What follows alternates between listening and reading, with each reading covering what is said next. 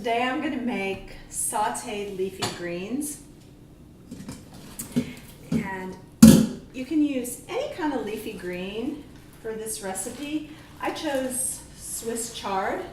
This is actually rainbow chard, and you can tell by the beautiful colors of the stems and the veins in the leaves. Chard is actually a member of the beet family. This sort of looks like a beet green.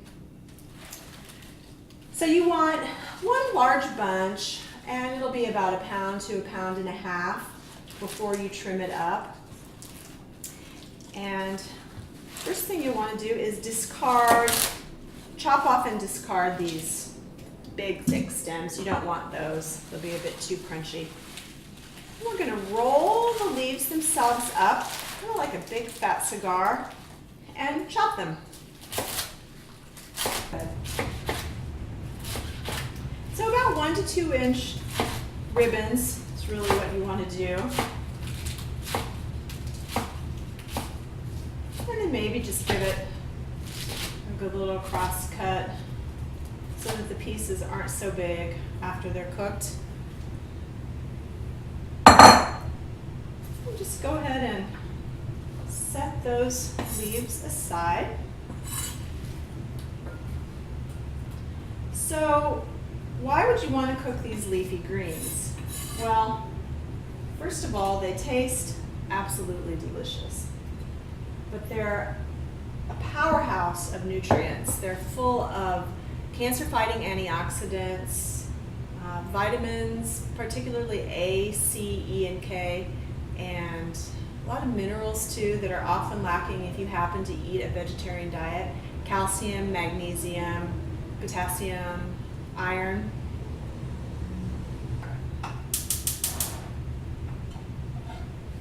So you want a really large skillet for this. We've got a lot of greens, it looks like, but they will cook down a ton. That's why you need to start with so many. This much will actually serve about 4.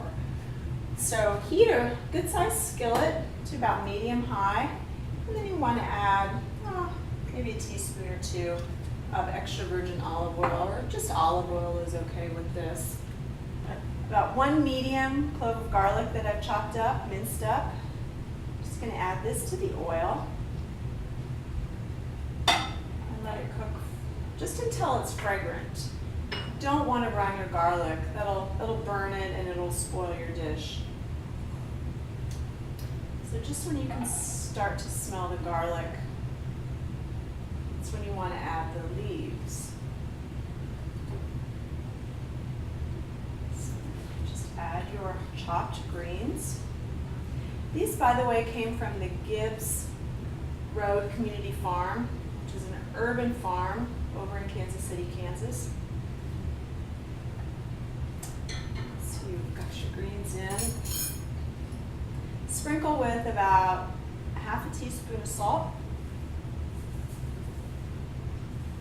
Looks like a lot, but it's not too much. Greens absorb a lot of salt. I use sea salt. You can use kosher salt. Toss it a little bit. And then just let them cook. It'll take about 2 to 4 minutes to cook these greens. Depending on what kind of leaves you're using, it might take a bit longer. Kale, collards, mustard greens, some of the hardier greens will take a bit longer. Swiss chard is not so bad. If you're using something really delicate like spinach, it won't take very long at all. You want to be careful not to overcook the greens, otherwise you'll end up with something like that canned spinach that your mom tried to feed you when you were a kid. And nobody liked it then, and we don't need to eat it now. If you have one of the hardier greens, I sometimes like to put a lid over it if you're using collards or kale. Technically, they're not sauteed then, you're actually steaming it a little bit, but I think it helps to thoroughly cook the green. You want them tender but cooked at the same time, and sometimes with those hardy greens, if you don't get them thoroughly cooked, the stems are still too crunchy and they're a little bit hard to chew. All right, and once your greens are cooked, you can see, look at how much they cook down. It's amazing, isn't it? So you want them to be tender, but still bright green. You can cook them more if you like, but don't let them turn brown. That really spoils them, and you're back to that canned spinach thing again. The stems in here, I like. It gives a little crunch. It adds a lot of nice color. So you go ahead and remove your greens to your serving platter. That is beautiful. We're going to add a nice dose of freshly ground black pepper. About a teaspoon of, I like lemon juice. You can also use a vinegar. If you're cooking an Asian flavored meal, you might want to use a rice vinegar. If you're doing a Mediterranean meal, balsamic vinegar is really nice. Lemon juice just adds a freshness.